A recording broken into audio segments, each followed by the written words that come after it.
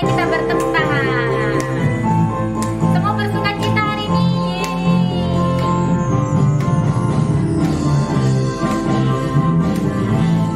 Tepuk tangan yang semangat. Oh sukacitaku, pam pam pam pam, sejak ku jumpa Yesusku. Oh sukacitaku, pam pam pam pam, ku temukan juru selamat. Dia mengasihi aku, bahkan mati bagiku. Sukacitaku kini penuh. Padanya ku berharap, pada Yesus Allah yang hidup.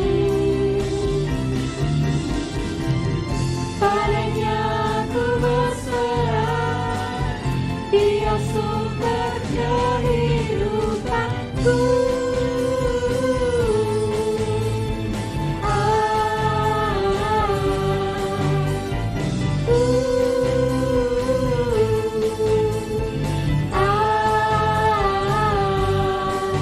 Pam pam pam pam. Oh sukacitaku, pam pam pam pam, sejak ku jumpa Yesusku. Oh sukacitaku, pam pam pam pam, ku temukan juru selamat. Dia mengasihi aku, bahkan mati bagiku. Sukacitaku kini penuh. Padanya ku berharap, pada Yesus Allah yang hidup. Padanya ku berserah, Dia sumber kehidupanku.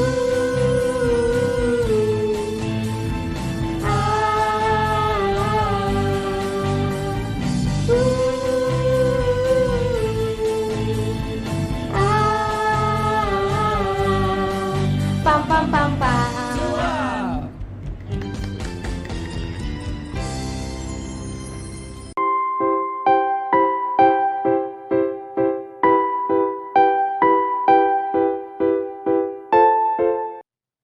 Shalom, selamat ketemu, berjumpa lagi dengan sekolah minggu kita. Sebelum kita mau mendengarkan firman Tuhan, yuk kita berdoa dulu. Terima kasih Tuhan untuk kesempatan pada hari ini kami boleh kembali bertemu Tuhan melalui YouTube Tuhan. Kami mau beribadah bersama dengan setiap teman-teman kami dimanapun kami berada ya Tuhan. Kau satukan kami ya Tuhan. Terima kasih dalam nama Tuhan Yesus kami sudah berdoa. Haleluya. Amin. Manakah jubah yang terindah di antara jubah-jubah ini? Yuk kamu lihat mana yang paling bagus. Tentu kita senang bila mendapatkan jubah yang terindah, bukan? Bagaimana perasaan kalian bila adik-adik kalian dibuatkan pakaian yang begitu indah, tapi kamu dan yang lain tidak dibuatkan? Padahal mama kamu mampu membuatkan untuk semua anaknya. Dalam kisah kita kali ini ada seorang anak mendapat jubah terindah dari ayahnya, sedangkan kakak-kakaknya tidak mendapatkannya. Sepertinya kurang adil, bukan? Lalu, apa akibat yang muncul? Inilah kisahnya. Yakub memiliki anak sebanyak 13 orang. Wah, banyak sekali. 12 pria dan 1 wanita. Ini dia anak-anak Yakub. Cakep-cakep ya. Lihat mukanya. Wah, cakep-cakep semua. Mereka tinggal di Kanaan. Pada waktu Yusuf, anak Yakub berumur 17 tahun, ia mengurus kawanan kambing domba bersama-sama dengan abang-abangnya. Sayang sekali ternyata abang-abang Yusuf sering berbuat jahat tanpa diketahui oleh ayahnya. Sebab itu, Yusuf melaporkan kepada ayahnya perbuatan-perbuatan jahat yang dilakukan oleh abang-abangnya. Yakub berkata, "Kau Ruben, Lewi, dan Yehuda, serta anak-anakku yang lain, mengapa kalian melakukan perbuatan jahat seperti itu? Bapak sedih dan mengharap jangan hal itu diulang kembali." Hari berganti hari, masih juga saudara-saudara Yusuf melakukan hal yang jahat. Dan berulang kali mereka ditegur ayah mereka karena laporan Yusuf. Saudara-saudara Yusuf berkata, "Hei Yusuf, awas kalau kau masih juga suka ngadu kepada ayah. Mengerti? Tutup mulutmu." Atau Yusuf seorang anak yang menurut dan baik hati. Ayahnya, yaitu Yakub, lebih sayang kepada Yusuf dari semua anak-anak yang lain. Apalagi Yusuf dilahirkan ketika ayahnya sudah tua. Pada suatu hari dibuatnya untuk Yusuf sebuah jubah yang sangat bagus. Sedangkan abang-abangnya tidak. Melihat jubah indah tersebut, abang Yusuf tahu bahwa ayah mereka lebih sayang kepada Yusuf daripada kepada mereka. Saudara-saudara Yusuf, lihat, pengadu itu makin besar kepala dia. Masa dia dibuatkan jubah indah, sementara kita setiap hari harus bekerja keras menjaga kambing domba, tidak dibuatkan. Ya, itu tidak adil. Aku makin benci dengan si Yusuf. Aku juga. Mulai saat itu mereka tidak mau lagi berbicara baik dengan Yusuf. Pada suatu malam Yusuf bermimpi dan Yusuf menceritakan mimpi itu kepada abang-abangnya. "Kak, coba dengar ya. Saya tadi malam bermimpi. Kita semua sedang di ladang mengikat gandum. Lalu gandum saya berdiri tegak. Gandum-gandum kalian mengelilingi gandum saya, lalu sujud kepadanya. Mereka bertambah benci kepadanya." "Apa? Kau kira engkau akan menjadi raja dan berkuasa atas kami?"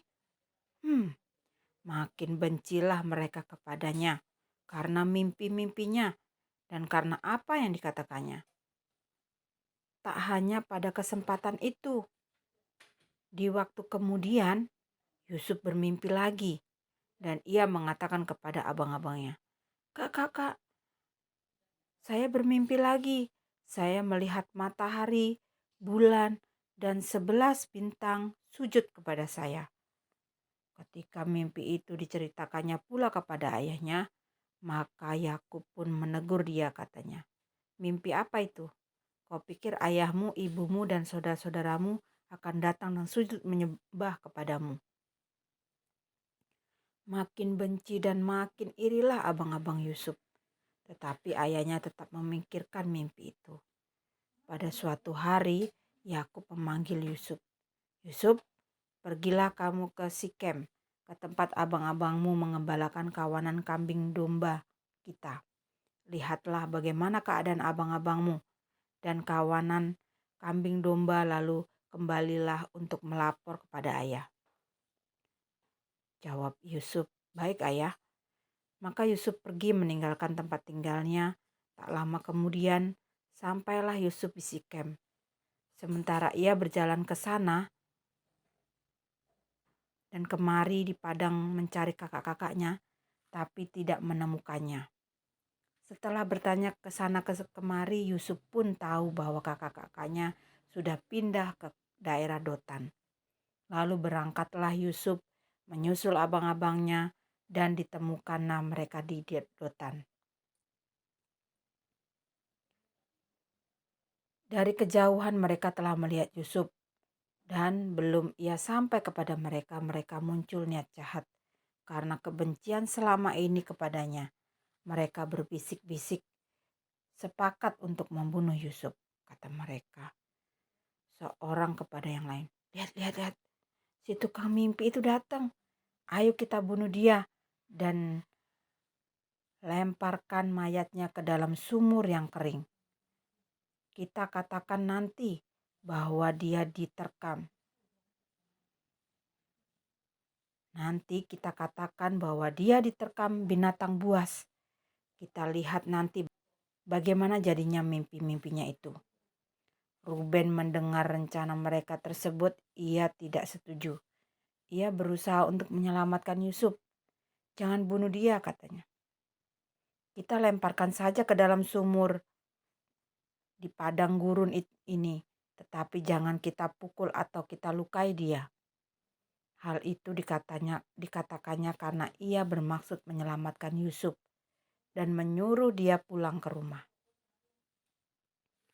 Begitu Yusuf sampai kepada abang-abangnya, dengan kasar mereka menanggalkan jubah Yusuf yang sangat bagus itu. Mereka menyeret Yusuf dan melemparkannya ke dalam sumur yang kering. Kak, jangan kak. Kak, apa salahku kak? Ampuni aku kak. Permohonan Yusuf tidak dianggap oleh mereka. Justru mereka mentertawakan dan mengejek-ejek Yusuf yang sedang menangis di dalam sumur. Takut dan tidak mengerti apa yang dibuat kakak-kakaknya.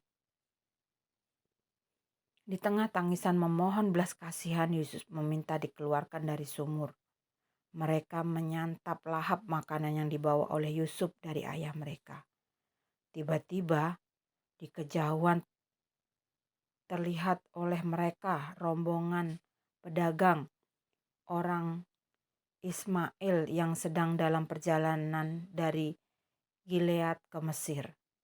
Unta-unta mereka bermuatan rempah-rempah dan kismis. Saat itu Ruben sedang tidak ada di tempat.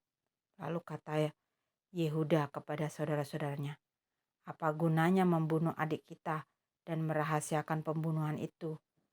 Mari kita jual dia kepada orang Ismail itu. Tak usah kita sakiti dia.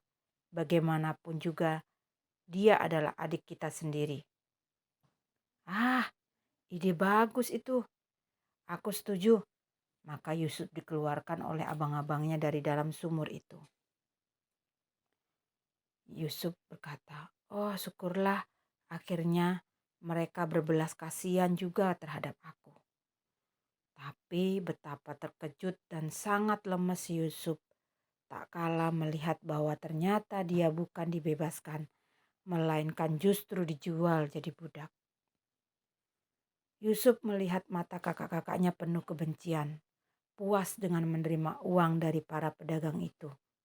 Sambil mengejek si Yusuf, silakan menikmati mimpimu menjadi kenyataan, hai tukang mimpi. Dengan memelas Yusuf, kak ingat, kak aku ini adikmu. Mengapa kalian berbuat jahat seperti ini? Mengapa kalian lakukan terhadap aku? Apa salahku, kak? Apa? Dengan tertawa puas dan mengejek kakak-kakaknya berkata, peduli amat, sekarang silahkan menikmati mimpi-mimpimu itu. Anak manja, hahaha. Yusuf menangis terseduh-seduh, memandangi mereka sambil dirantai dan diseret oleh unta sang kafilah. Di tengah isak tangisnya Yusuf bergumam, sekarang diriku dijual untuk dijadikan budak. Itu berarti aku bisa sewaktu-waktu dibunuh dan setiap hari harus jadi pekerja keras tanpa digaji. Aku bisa diperlakukan seperti seekor kuda atau lembu. Sungguh sangat menyedihkan betapa jahat kebencian kakak-kakakku. Ayah, ayah. Mungkinkah aku masih bisa bertemu denganmu, ayah? Apa yang akan terjadi dengan diriku? Hanya ini yang bisa kukatakan di sepanjang perjalanannya. Tuhan, hanya Engkau yang bisa menolongku.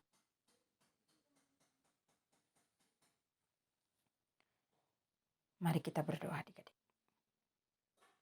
Terima kasih Tuhan untuk kesempatan hari ini kami sudah boleh mendengarkan firman-Mu.